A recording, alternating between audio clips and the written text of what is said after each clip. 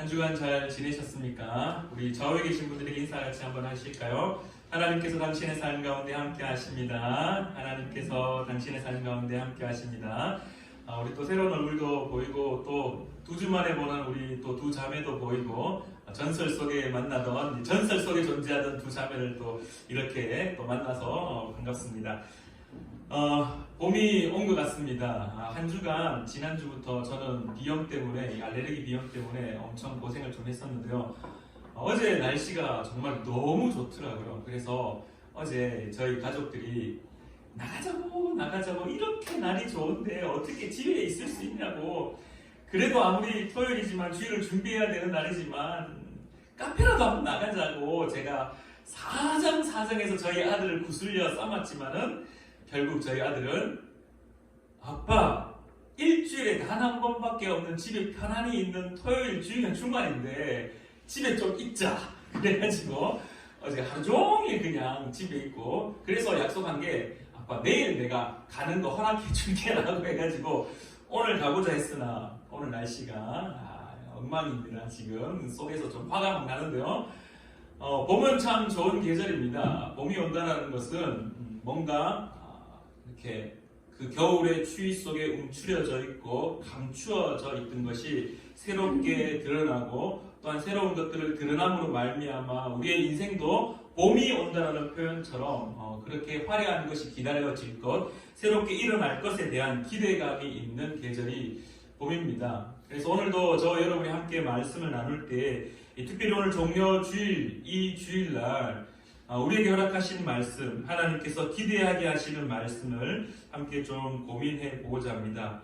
우리가 보통 종려주일날 제일 많이 함께 나누고 고백하는 말씀이 오늘 이 스가랴 9장 9절 말씀을 베이스로 삼은 마태복음이나 마가복음, 누가복음, 요한복음에 등장하는 예수 그리스도의 그 예루살렘 입성에 대해서 종려나무 가지를 흔들며 호산나 호산나 다윗의 자손이여 라고 외치면서 예루살렘 성으로 입성하는 그 왕으로 입성하시는 예수 그리스도, 그것을 고백하는 것을 참 많이 말씀을 통하여서 나누었습니다. 오늘은 우리가 그 본연 베이스에 있었던 그 스가랴 9장 9절 말씀을 함께 묵상하면서 하나님의 또 그 메시지, 그 뜻을 함께 고민하고 나누고자 하는데요.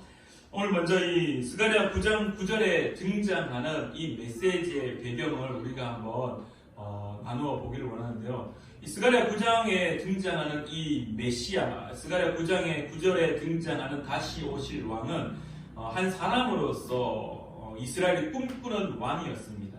그래서 이 다윗의 후손으로 올 왕을 꿈꾸고 있었는데요. 당시의 상황을 우리가 한번 살펴보면은 스가랴의 상황은요, 바벨론으로 포로로 잡혀갔던 이스라엘 백성들이 다시금 돌아와서 성전을 건축하게 됩니다.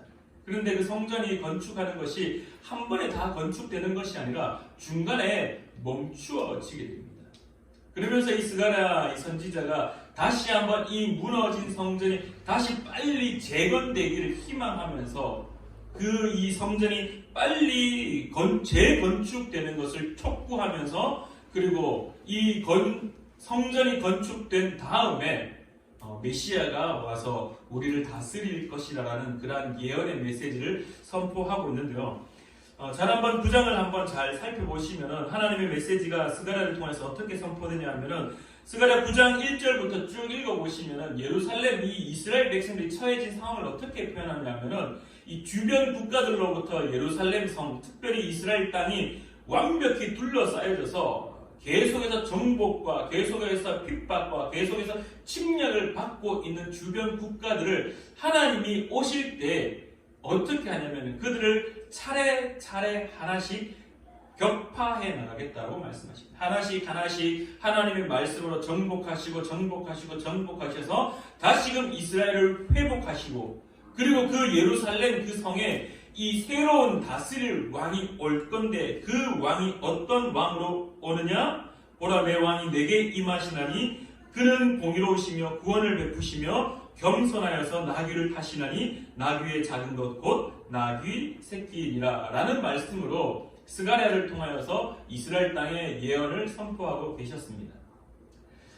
먼저 스가랴 9장 9절에 등장하고 있었던 이 다시 오실 왕은 이 이 메시아를 그대로 표현하고 있는데요. 근데 그때 선포되었던 왕의 이미지는 사람이었습니다. 사람. 그래서 스가랴 9장 9절 말씀을 그대로 예루살렘 성에 입성하는 예수 그리스도에 대입시키면 뭔가 조금 뭐라고 해야 될까요? 이질적이라고 해야 될까요? 뭔가 좀 다른 모습이 등장하는 것이 있는데요. 우리가 한번 계속해서 한번 살펴보기를 원합니다. 자, 우리가 기다리는 왕으로 오신 예수님, 이 왕으로 우리는 고백하는데 여러분들은 어떤 왕으로 고백하는지 모르겠지만 그러나 오늘 스가랴 이 예언자가, 이 선지자가 우리에게 가르쳐주고 있는 왕의 이미지는요, 첫 번째는 공의로우신 왕입니다. 공의로우신 왕. 내 왕이 내게 임하시라니 그는 공의로우시다라고 이야기합니다. 근데 여러분들 성경에서 이 공의롭다라는 말을 우리가 좀 진득하게 좀 더 깊게 고민을 해봐야 되는데 오늘 본문에 등장하는 이 공의롭다라는 것이 무엇을 말하는가? 이 원어로 보면요, 짜디크라고도 표현하기도 하고 차디크라고도 표현하는데요. 보이시나요? 히브리가 혹시? 네, 이 짜디크, 차디크라고 표현하는데 그 뜻은 공정한, 합법적인, 의로이라는 말로 사용되어지는데 이 공의롭다라는 말이 하나님께서 이 성경에서 어떻게 주로 등장하는지 우리가 한번 고민을 해보기를 원합니다. 이것을 이해하려면 제일 먼저 우리가 알아야 될 것은 하나님의 창조의 원리를 우리가 먼저 알아야 되는데요. 창세기 1장 2절 말씀입니다. 창세기 1장 2절이 이렇게 고백합니다. 땅이 혼돈하고 공허하며 흑암이 깊음 위에 있고 하나님의 영은 수면 위에 운행하시니라.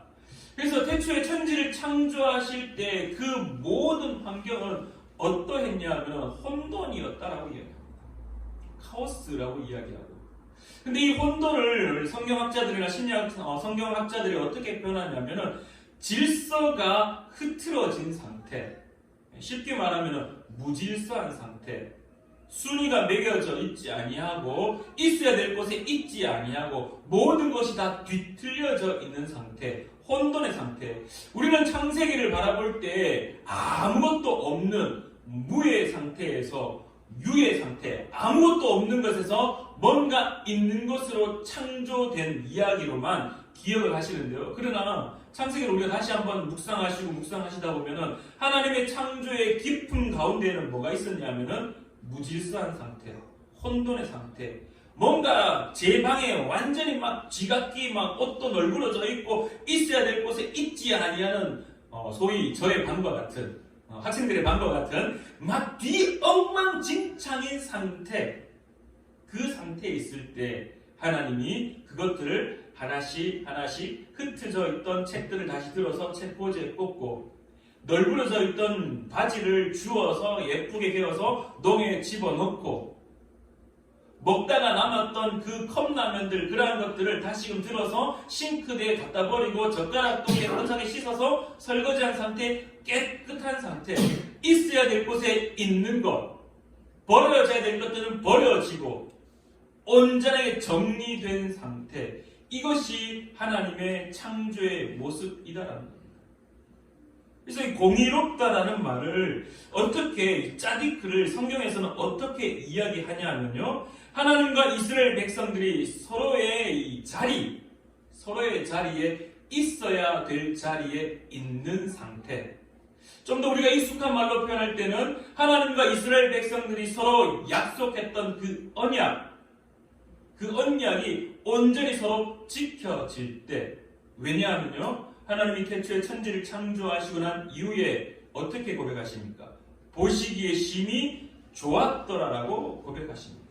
왜냐하면은 없는 상태에서 있는 상태로 만들어진 것도 물론 중요하지만 그러나 오늘 우리가 읽었던 이 혼돈, 카오스, 이것이 다 흐트러져 있는 상태, 이 흐트러져 있는 것들이 각기 제자리에 들어가야 되고 그리고 하나님은 하나님의 자리에서 하나님의 백성을 향해서 내가 너희들을 보호하고 지키고 책임지겠다라고 하는 아버지로서의 약속, 그리고 하나님의 백성으로서 지음받은, 선택받은, 부름받은 이스라엘 백성들이 그 자리에서 아버지를 의지하고 아버지를 의존하고 아버지의 자녀로서의 삶을 살아가고 있는 그 자리를 지키는 것, 그것이 짜디크의 원의미라는 것.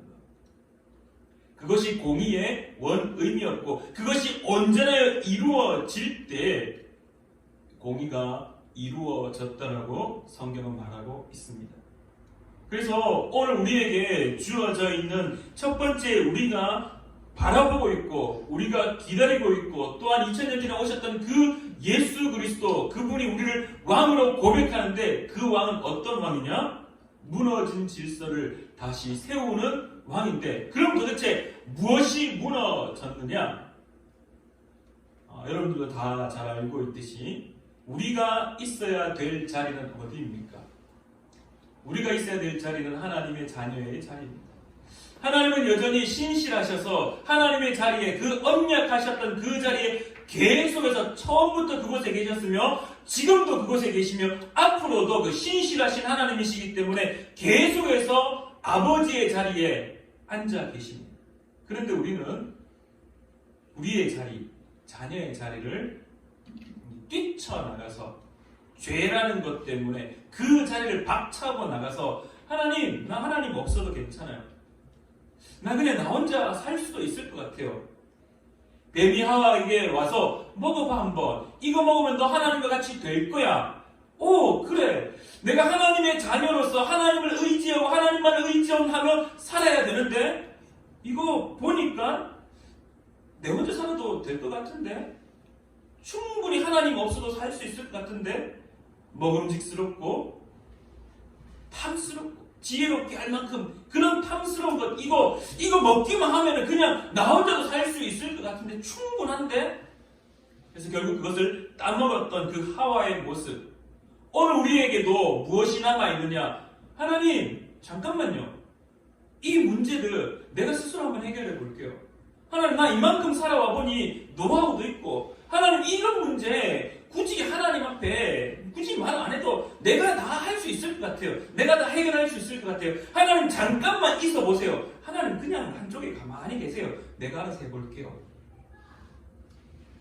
어떻게 보면은 오만하고 교만하고 하나님은 여전히 아버지로서 아주 사소한 것까지도 우리와 함께 하고자 하는 그러한 마음을 가지고 계시는데 우리는 하나님을 향하여서 하나님 내가 할 수 있습니다. 잠깐만요. 내가 알아서 할게요. 이 자녀의 자리를 박차고 나가려고 하는 우리 깊은 가운데에 있는 불편한 진실들 그래서 우리는 무너진 질서 속에 살아가고 있다라고 이야기할 수 있는 것입니다. 그럴 때 다시 오신 예수 그리스도가 우리에게 무엇을 말씀하시느냐 하나님은 다시 오실 왕은 공의로운 왕인데 그 왕은 무엇을 하느냐 무너진 질서를 다시금 세울 것이다. 결국 아버지와 자녀의 관계를 다시금 회복시킬 것이다라고 우리에게 가르쳐 주고 있습니다. 자 그리고 더 나아가서 이제 두 번째 이 왕의 모습인데요. 이 두 번째 왕의 모습이 앞서 언급드렸듯이 뭔가 조금 우리에게 어려움을 주고 있습니다. 오늘 성경은 이렇게 표현합니다. 구원을 베푸시며 겸손하여서라고 이야기합니다. 소위 말해 우리는 이 두 번째 이 다시 오실 왕 이 스가랴가 기다렸던 특별히 스가랴를 통해서 예언되었던 다윗의 후손의 메시아 왕은 어떤 이미지였느냐? 구원을 베푸신다라고 우리는 알고 있습니다. 근데 여기서 문제가 하나 발생합니다. 당시 스가랴가 기다렸던 왕은요 신적 능력을 가졌던 우리가 이해하고 우리가 고백하는 예수 그리스도의 신적 능력을 가졌던 하나님의 아들로서의 모습이 아니라 당시에 기다렸던 왕은요 다윗의 후손이었습니다.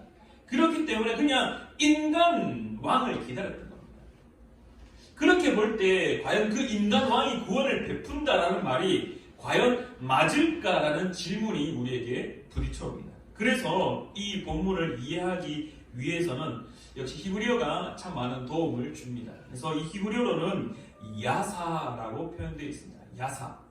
야사라는 뜻은 무슨 뜻이냐면 구원을 베푼다라는 뜻이 아니라 구원을 준다라는 뜻이 아니라 넘어가 버렸네요. 네.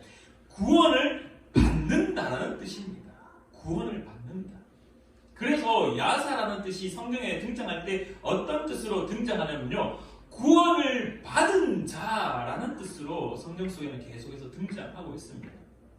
오늘 우리가 스가랴 9장 1절부터 앞서 언급드렸듯이 하나님은 스가랴를 통하여서 이스라엘 땅의 주변 국가들을 어떻게 하냐면은 이 이스라엘 땅에 어떤 왕이 등장하여서 그 왕이 주변에 이스라엘 침략했던 왕들을 정벌하고 정복하고 그들에게 반항을 하고 독립하고 막 그렇게 그 왕이 진두지휘를 하여서 그 이스라엘을 독립시키는 것이 아니라 여호와 하나님께서 직접 그 이스라엘 땅을 침략했던 그 이스라엘을 공격했던 그 나라들을 하나씩 다 직접 여호와께서 징벌하고 벌하신다라고 성경은 말하고 있습니다.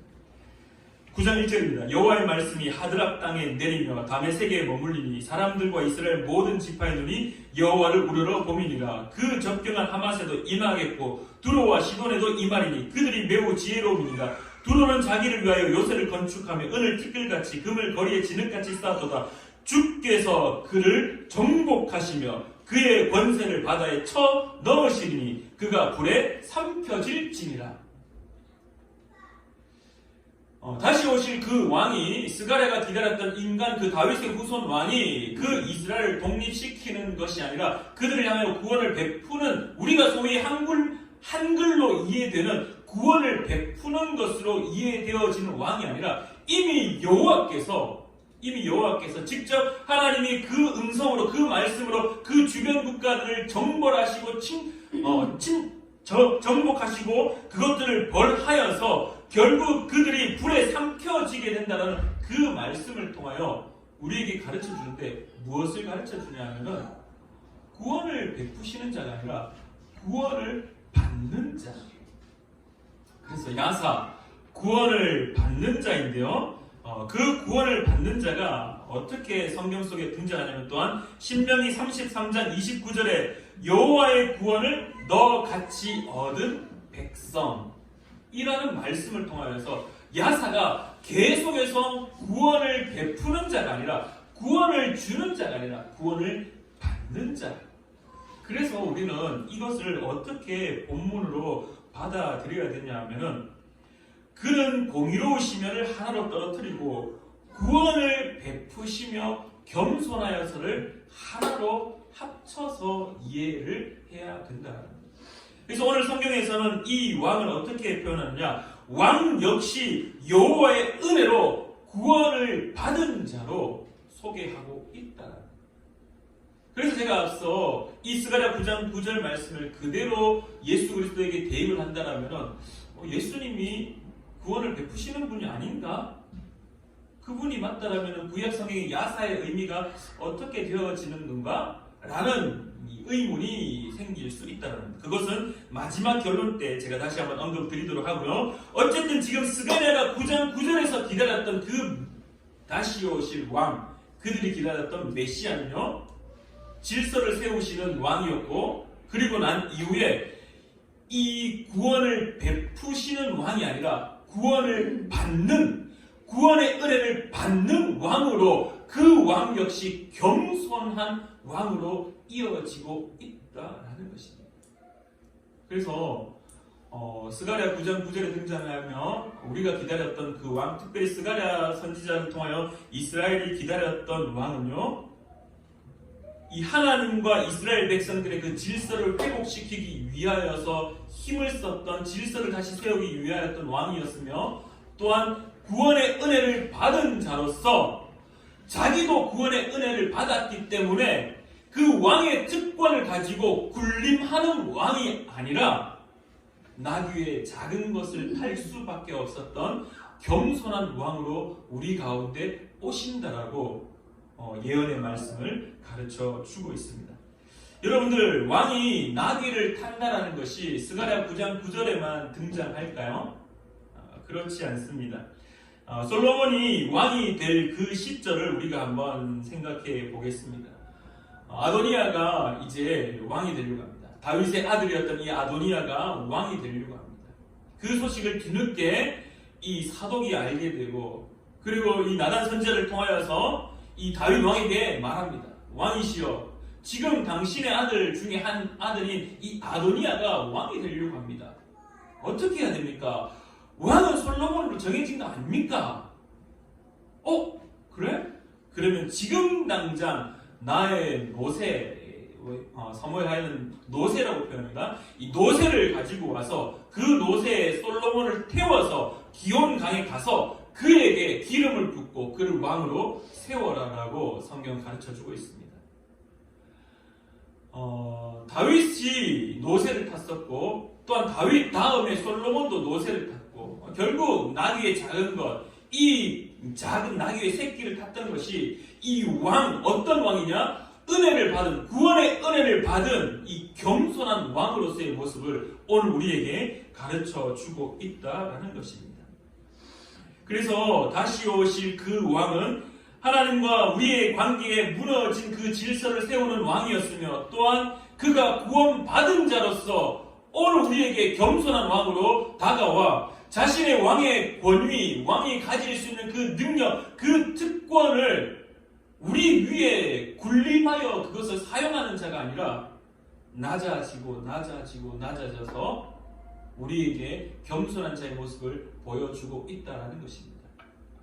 자, 여러분들 또 한 가지 더 질문해 보겠습니다. 그러면 도대체 겸손의 모습이 어떤 건가? 왕이 구원을 베푸는 게 아니라 성경에 제대로 이해를 해보니 왕도 역시 여호와의 은혜로 구원을 받은 자다. 오케이. 근데 겸손한 왕이네? 그럼 도대체 겸손은 어떤 것인가? 그냥 자기만을 낮추면 되는 것인가? 여기에 대해서 우리가 이해할 수 있는 가장 좋은 예가 한국 교회사에 있습니다. 그래서 이분을 잠시 소개를 한번 해보기를 원하는데요. 우리 첫 번째 그림 한번 저 사람이 누구냐 하면은 이 조덕삼이라는 사람입니다. 아직 이름은 띄우지 말고 나중에 띄워주세요. 이름 띄워야 되겠네요. 다음 것 때문에. 조덕삼인데 나중에 장로가 됩니다. 장로. 조덕삼이라는 사람 장로가 됩니다. 자, 두 번째 사진 한번 띄워주실래요? 자, 이 사람은 이자익 목사입니다. 이자익 목사입니다. 장로와 목사이니까 어떻습니까? 소위 말해 한국교회에서 장로님이 목사님을 섬기며 함께 교회를 이끌어가는 것, 그리고 목사님이 장로님을 또한 함께 섬기며 교회를 이끌어가는 것, 물론 가장 좋은 그림이고 이상입니다. 근데 여기서 이 교회에 문제가 하나 발생합니다. 이 장로와 목사가 되기까지 어떤 문제가 있었냐면은 김제에 금산교회라는 곳이 있습니다. 그 교회에 누가 있었냐면은 이 조덕삼이라는 사람이 있었고 이자익이라는 사람이 있었는데요. 이 두 사람은 조선 말기였기 때문에 이제 조선에서 이 일제 식민지 그리고 대한 독립 만세를 하기 직전에 있었던 일들이기 때문에 여전히 그때는 머슴이 있었고 노예가 있었고 신분의 양반이 있던 시절입니다. 이 조덕삼이라는 사람이 어떤 사람이냐면은 양반이었습니다. 양반. 근데 이자익이라는 사람이 문제입니다. 누구냐면 조덕삼의 집에 살던 17살 때 저 남해에서부터 도망 이렇게 오다가 금산까지 와서 결국 조덕삼이라는 양반 집에 머슴 살이를 하게 된 사람이 누구냐면은 이자익이라는 사람입니다. 그러다가 두 사람이 이 테이트라는 선교사님을 통하여서 복음을 받아들이게 되고 함께 예배를 드리게 됐는데요. 첫 번째 문제, 이 둘이 함께 예배 드리는 것부터 문제가 발생하는 겁니다. 쌍놈이, 머슴이 양반과 함께 예배 드리는 것, 그것부터 일단 문제가 발생했습니다. 오케이, 그래 뭐 이제 시대가 바뀌었으니 그 정도 받아줄게. 그러다가 시간이 지나서 이 조덕삼과 이자익이 다녔던 이 금산교회에 이 장로를 세워야 되는 일이 생겼습니다. 피택을 해야 되는 일이 생겼습니다. 투표를 했습니다. 누가 되었을 것 같습니까? 다빈이 형이 조덕삼이 됐을 것 같아요. 왜? 양반이라서? 우리가 머릿속에 상상하고 있는 그림은요, 당연히 장로라서 조덕삼이 장로가 되는 게 가장 좋은 그림입니다. 근데 문제가 투표에서 조덕삼이 떨어지게 됩니다. 머슴 이자익이 투표에 과반수를 넘게 되면서 장로가 되어버립니다. 당시에 이 생활 그 관습들, 그 문화 속에 이 머슴이 장로가 아무리 교회가 시대가 바뀌었고 아무리 교회가 평등 하나님께서 주신 모든 존귀한 자라는 말씀 속에 이 선교사님 메시지 속에 교회가 그 땅 가운데 세워졌다 하더라도 그 땅에 살았던 그 시절의 이 문화와 관습 그들의 삶의 그 형태가 여전히 뿌리 깊게 내려져 있던 땅이었기 때문에 이 자기가 장로가 될 때 온 교회가 그냥 막 웅성웅성되기 시작한 겁니다. 누가 이자이를 뽑았노? 누가 이자이를 뽑았노? 어떻게 우리가 살고 이 고을에 저 양반 이 조덕삼이가 장로가 되어야 되는데 어떻게 이자이가 장로가 되었노? 그러면서 막 웅성웅성되기 시작해요. 교회가 막. 근데 시간이 지나고 다음 이제 장로 투표가 끝난 이후에 이 더 놀라운 것은 조덕삼 씨의 태도였습니다. 그가 어떻게 태도를 취하느냐 하면요, 하나님께서 세우신 장로님입니다. 우리가 세운 것이 아니라 하나님께서 세우신 장로님입니다. 이제 우리는 이 장로님을 우리 교회의 장로님으로 세우고 우리가 함께 이 교회를 섬겨하기를 원합니다. 그러면서 교회가 점차 세워져 가는데 또 더 대단한 것은 이제 조덕삼 씨가 교회 가운데 선교사님이 계속 상주를 할 수 없으니 교회 담임 목사님이 있었으면 하는 마음에 이자익 씨를 이제 장로님이죠. 이자익 장로님을 신학교에 보냅니다. 그리고 신학교 공부하는 그 모든 경비를 이 조덕삼 씨가 다 후원합니다. 결국 조덕삼 씨도 장로가 되고 난 이후에 이자익 장로님이 신학교에서 졸업을 하고 목사 안수를 받고 다시 목회지를 가는데 그 목회지가 어디였느냐? 금산교회였습니다.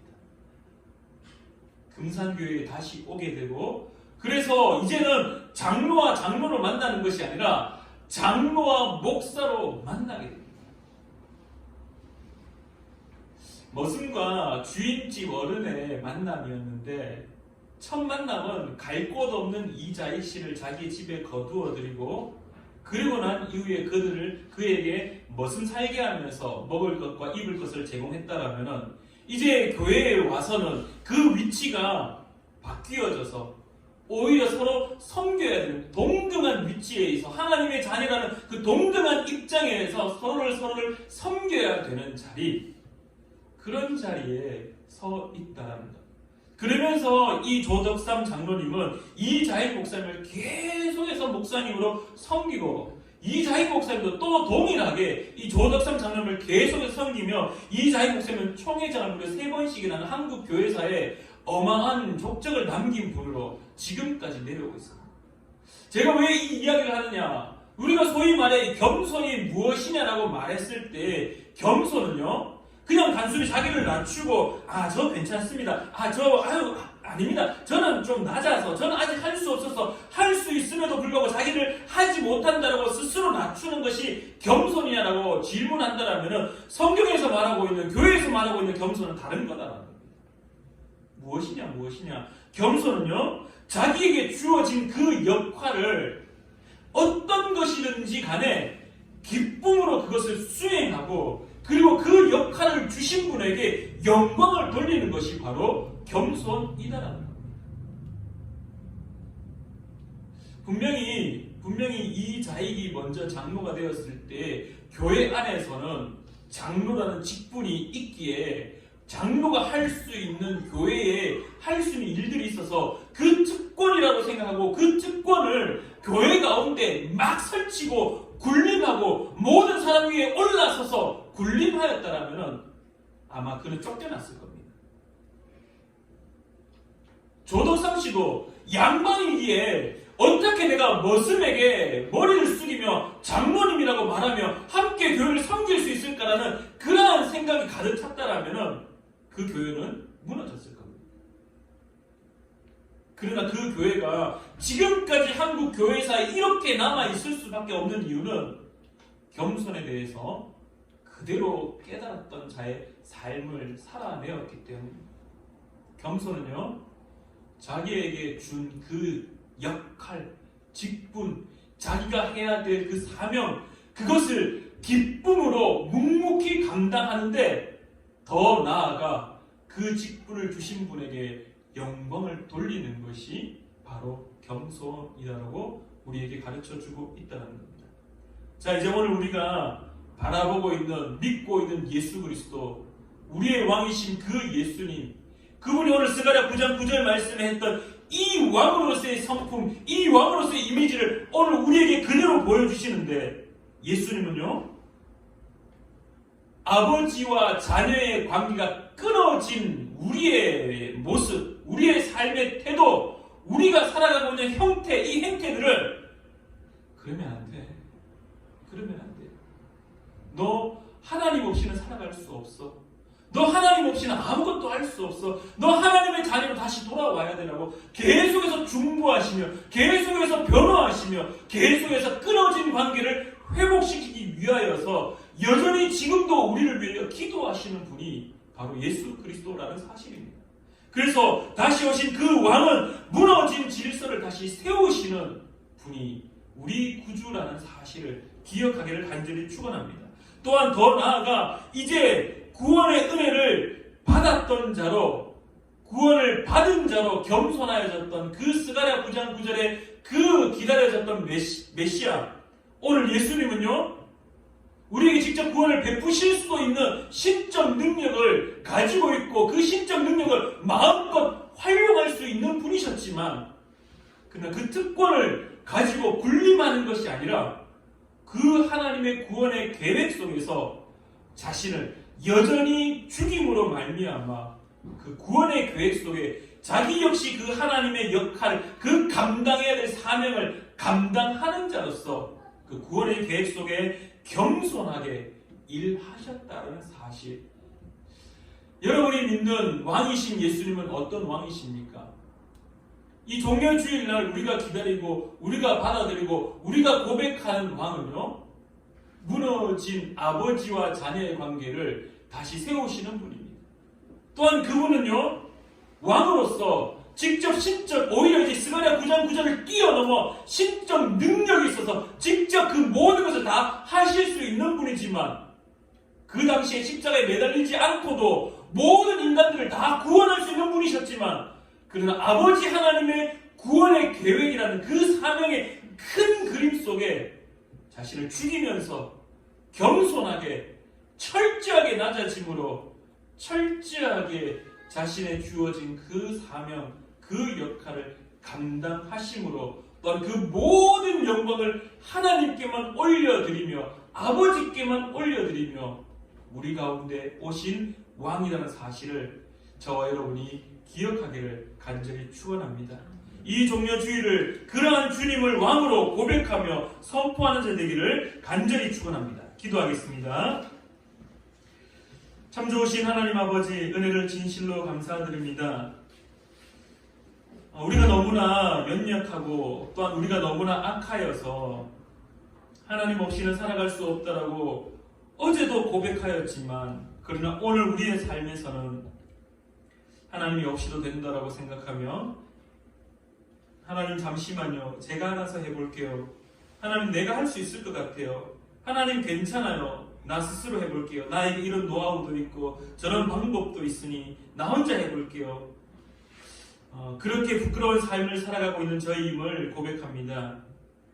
여전히 예수님은 우리의 무너진 질서를 세우시려고 기도하시고 중보하시고 변화하시는데, 우리는 그것을 미련하여서 계속해서 그것을 외면하고 살아가고 있음을 또한 고백하오니, 하나님 다시 한번 왕으로 오신 예수님을 믿습니다. 고백합니다. 그리하여 무너진 우리의 질서가 회복될 수 있도록 더욱더 우리를 위하여 중보하여 주시옵소서. 또한 예수님은 하나님의 그 구원 계획 속에서 겸손한 왕으로 우리 가운데 오셨사오니, 하나님 우리 역시 은혜 받은 자로서, 은총 받은 자로서, 구원의 그 그림 속에 들어가 있는 은혜 받은 자로서 세상 가운데 그 구원받음의 은혜를 특권으로 여기고 군림하는 자가 아니라 겸손하여서 교회 안에서 또한 세상 가운데 더욱더 낮아짐으로 구원받은 자의 그 은혜를 기억하여 아직을 구원받지 못한 그들에게 그 구원의 은혜를 선포하는 자 될 수 있도록 주님 도와주시옵소서. 겸손한 자 되기를 간절히 구하오며 살아계셔 역사하시는 예수님의 이름으로 기도드리옵나이다. 아멘.